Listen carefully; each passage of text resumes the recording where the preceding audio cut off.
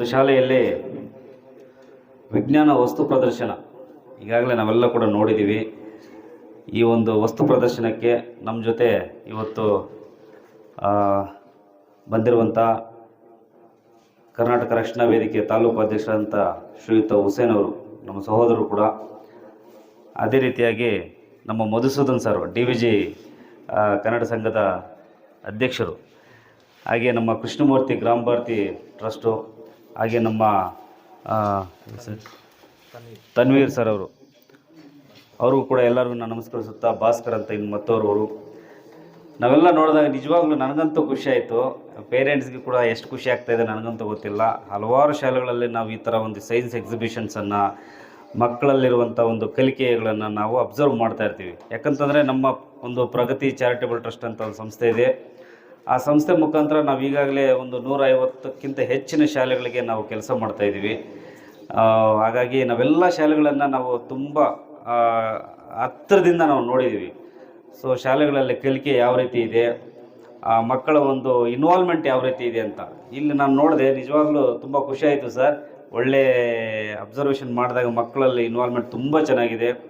ಎಲ್ಲ ಮಕ್ಕಳು 1ನೇ ಕ್ಲಾಸು 2ನೇ ಕ್ಲಾಸು 3ನೇ ಕ್ಲಾಸ್ ಆದರೂ ಕೂಡ ಆ ಒಂದು ಇಂಗ್ಲೀಷ್ ಭಾಷೆ ಮೇಲೆ ಹಿಡಿತ ಎಕ್ಸ್ಪ್ಲೇನ್ ಮಾಡಬೇಕಾದ್ರೆ ತುಂಬ ಚೆನ್ನಾಗಿದೆ. ಸೊ ಇದೆಲ್ಲ ಯಾರಿಗೆ ಸಲ್ಲುತ್ತಂತಂದರೆ ಶಾಲೆಗೆ ಸಲ್ಲುತ್ತೆ.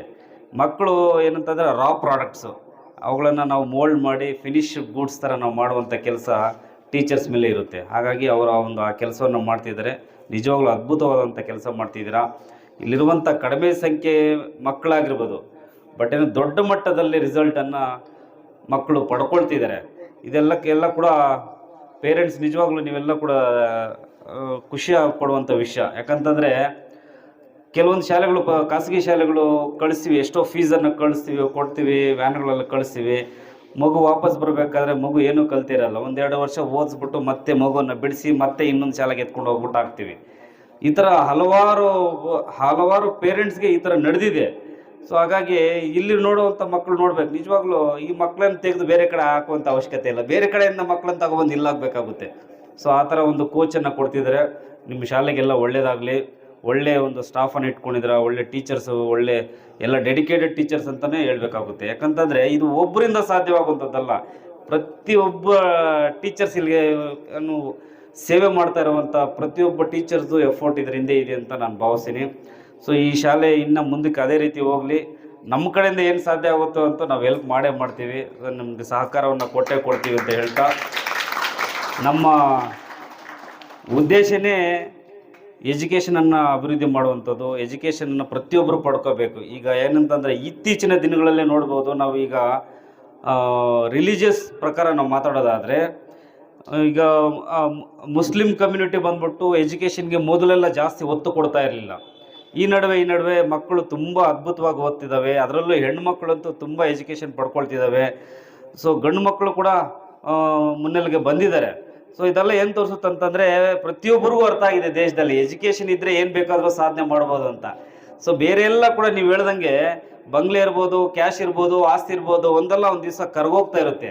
ವಿದ್ಯೆ ಮಾತ್ರ ಯಾವತ್ತಿಗೂ ಕರ್ಗೋದಿಲ್ಲ.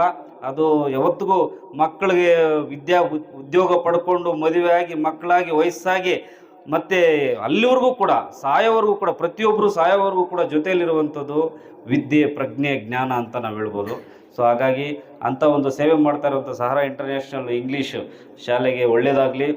ಆಮೇಲೆ ಇವತ್ತೆಲ್ಲ ಯಾರೆಲ್ಲ ಬಂದಿದ್ದಾರೆ ಅವರೆಲ್ಲ ಕೂಡ ನಾವು ಒಂದಲ್ಲ ಒಂದು ರೀತಿಯಲ್ಲಿ ನಿಮಗೆ ಬೆನ್ನೆಲುಬಾಗಿ ನಿಲ್ತೀವಿ, ಸಹಾಯ ಮಾಡ್ತೀವಿ ಅಂತ ಹೇಳ್ತಾ, ಪೇರೆಂಟ್ಸು ಇನ್ವಾಲ್ವ್ಮೆಂಟ್ ತುಂಬ ಚೆನ್ನಾಗಿದೆ. ಮಕ್ಕಳೆಲ್ಲ ಒಳಗಡೆ ತುಂಬ ಚೆನ್ನಾಗಿ ಎಕ್ಸ್ಪ್ಲೇನ್ ಮಾಡ್ತಿದ್ದಾರೆ. ಪ್ರತಿಯೊಬ್ಬ ಪೇರೆಂಟ್ಸು ಕೂಡ ನಿಮ್ಮ ಮಗು ಏನು ಮಾಡಿದೆ ಅಂತ ಹೋಗ್ಬಿಟ್ಟು ನೀವು ಕೇಳಿಸ್ಕೋಬೇಕು.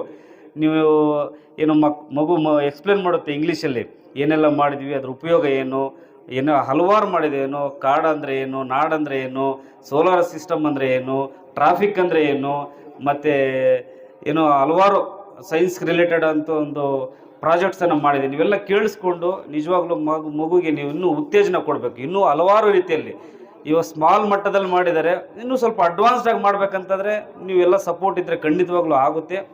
ನೀವು ಆ ಮಕ್ಕಳು ಮಾಡಿರೋದನ್ನು ನೋಡಿ ನೀವು ಇನ್ಸ್ಪಿರೇಷನ್ ತಗೊಂಡು ಇನ್ನಷ್ಟು ಇನ್ಸ್ಪಿರೇಷನ್ನ ನೀವು ಮಕ್ಕಳಿಗೆ ಕೊಡಬೇಕಾಗುತ್ತೆ. ಸೊ ಇದು ಮಾಡ್ತೀರಂತ ಹೇಳ್ತಾ, ನನ್ನನ್ನು ಈ ಕಾರ್ಯಕ್ರಮಕ್ಕೆ ಕರೆಸಿ ಸಾರ್ ಅವರು ರಾತ್ರಿನೇ ಮನೆ ಹತ್ರ ಬಂದಿದ್ದರು. ತುಂಬ ಧನ್ಯವಾದಗಳು ಸರ್. ನಿಮ್ಮ ಲಾಸ್ಟ್ ಟೈಮ್ ಕೂಡ ಈ ಶಾಲೆಗೆ ಏನಾದರೂ ಸಹಾಯ ಮಾಡಿ ಅಂತ ಹೇಳ್ಬಿಟ್ಟು ಹೇಳಿದ್ದಾರೆ. ಖಂಡಿತ ಆದಷ್ಟು ಬೇಗ ನಾನು ಮಾಡಿಕೊಡ್ತೀನಿ ಅಂತ ಹೇಳ್ತಾ, ಈ ಒಂದು 2 ಮಾತನ್ನು ಮಾತಾಡಲು ಅವಕಾಶ ಕೊಟ್ಟಂಥ ಎಲ್ಲ ಹಿರಿಯರಿಗೆ, ಮಕ್ಕಳನ್ನು ಪ್ರತಿಭೆಯನ್ನು ನೋಡಲು ಬಂದಿರುವಂಥ ಎಲ್ಲ ಪೇರೆಂಟ್ಸ್ಗೂ ಕೂಡ ಎಲ್ಲರಿಗೂ ಕೂಡ ವಂದಿಸಿ, ನಮ್ಮ ಮೀಡಿಯಾ ಮಿತ್ರರಿಗೆ ಎಲ್ಲರಿಗೂ ವಂದಿಸಿ ನಾನು 2 ಮಾತನ್ನು ಮುಗಿಸ್ತಾ ಇದ್ದೀನಿ. ಜೈ ಹಿಂದ್, ಜೈ ಕರ್ನಾಟಕ ಮಾತೆ.